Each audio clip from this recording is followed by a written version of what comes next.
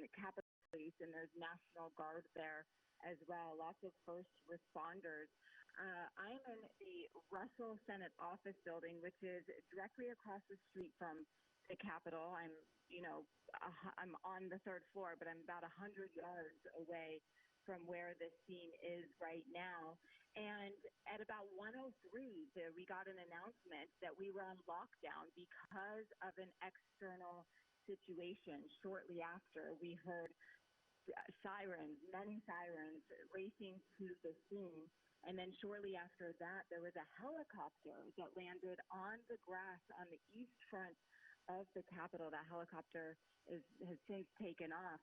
But I can see very well the car that has crashed into that security barrier that is the final security barrier between the public and the Capitol. And those security barriers were actually put into place after September 11th. After every tragic security threat, there is more security that is put up around the Capitol, and that car barrier that the car is currently crashed into was a post-September 11th fix. And so that, as Pete Williams said, is usually up.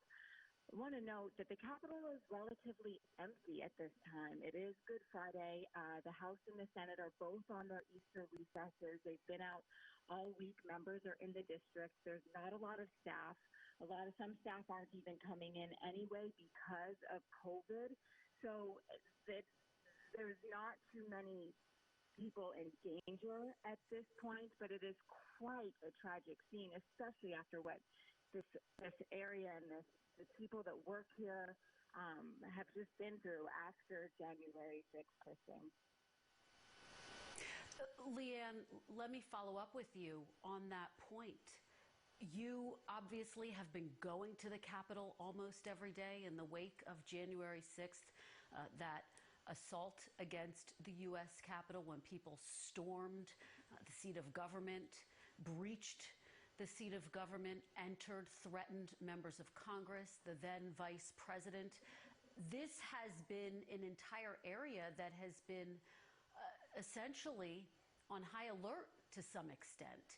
Can you set the scene for us, Leanne, what it has been like to be at the U.S. Capitol in the wake of January 6th and why this extraordinary event coming on the heels of all of that will only add to the urgency and, frankly, concerns? Absolutely. Immediately after January 6th, people obviously were extremely rattled and scared. And that's when you saw the National Guard come in. That's when you saw this black fencing that you now see put up. And then, as I said, another layer put up. There was barbed wire on top of the black fencing.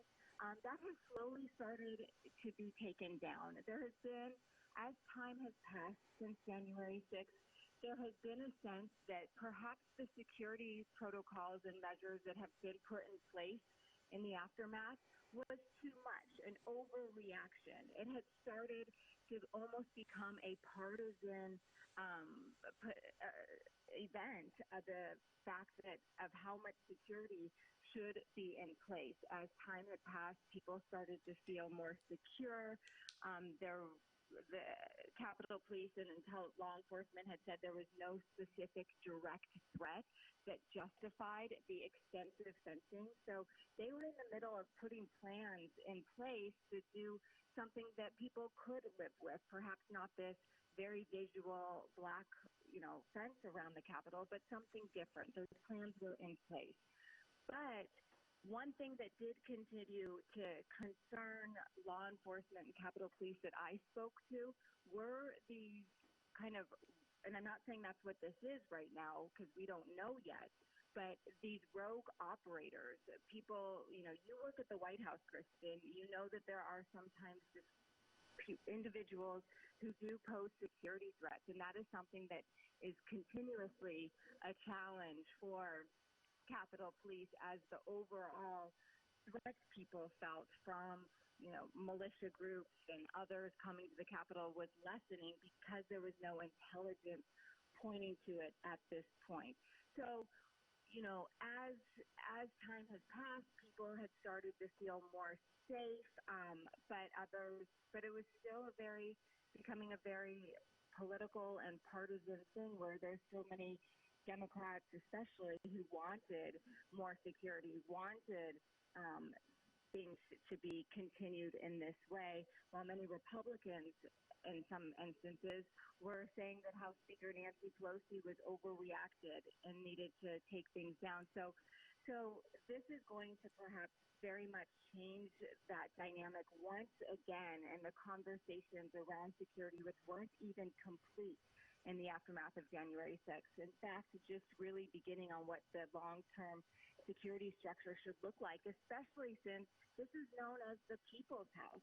Before COVID, flocks and flocks of tourists would come and tour the Capitol on a daily basis. We are in prime tourist season right now. The cherry blossoms are in peak bloom. There are tourists here, not as many, but usually those tourists are wandering the lawns of the Capitol, wandering the halls of the Capitol, and it has just not been that way.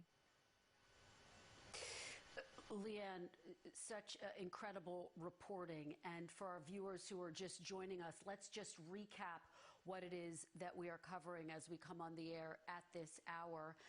A driver, as you see there, attempted to breach or ram into the U.S. Capitol building. According to our Pete Williams, two law enforcement officials are telling him that after striking two U.S. Capitol police officers, that driver jumped out of the car with a knife and was then shot by Capitol Police. 3 people taken to the hospital. Our Casey Hunt, who was there on January 6th as well, who has been tracking not just this story, but the developments in the wake of January 6th. And of course, we do not know if there's any connection at all between the two. This investigation is still very much in its early stages. But Casey has been there nearly every day as well. Casey, give us your sense of what is unfolding at this hour. Well, Kristen, just to pick up on your recap here, you're looking at a car that rammed into a barrier in a driveway that leads to the United States Capitol. It's on the Senate side. It's important to know there are still 2 more sets of barriers before this car would have actually gotten to the Capitol.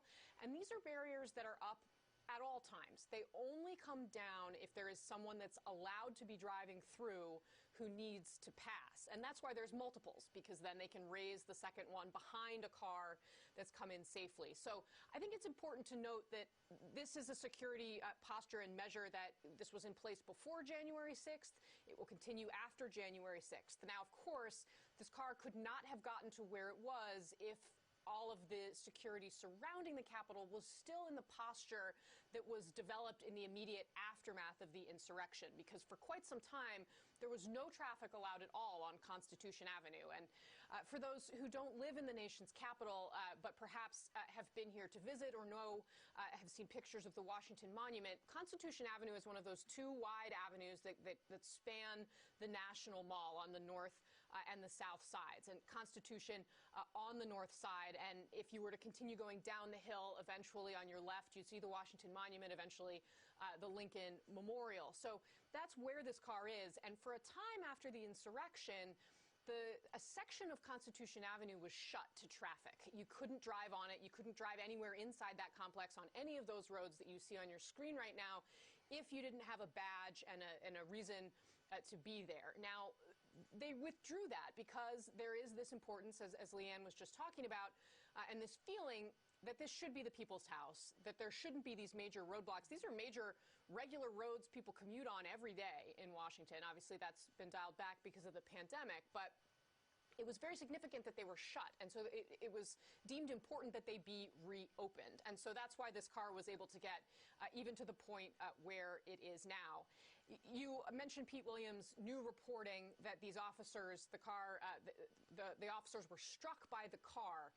The point I want to make about that as well is that the U.S. Capitol Police has just had the most difficult 2 to 3 months, probably in the history of the outfit. They have been working overtime through weekends.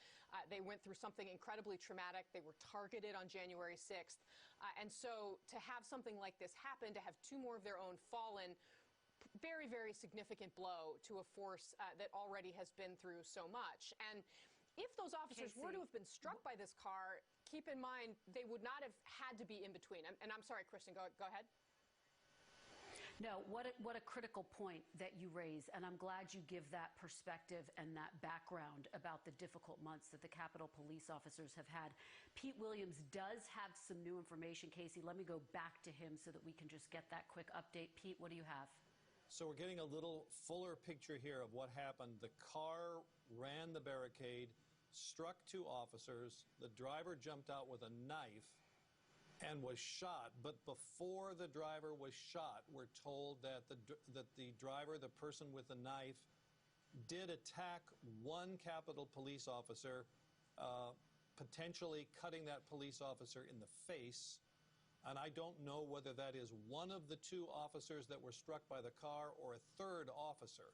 So it's not clear to me yet whether we have 3 people injured here or 4, the driver plus certainly 2 Capitol Police officers and possibly a third. We're trying to get clarification on that now.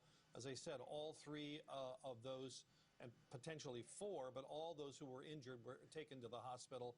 The driver is in custody, but is in the hospital, Kristen. Pete, as we've been saying, this investigation just getting underway. It is worth underscoring, Pete, we don't know anything about the motive yet at this hour, correct?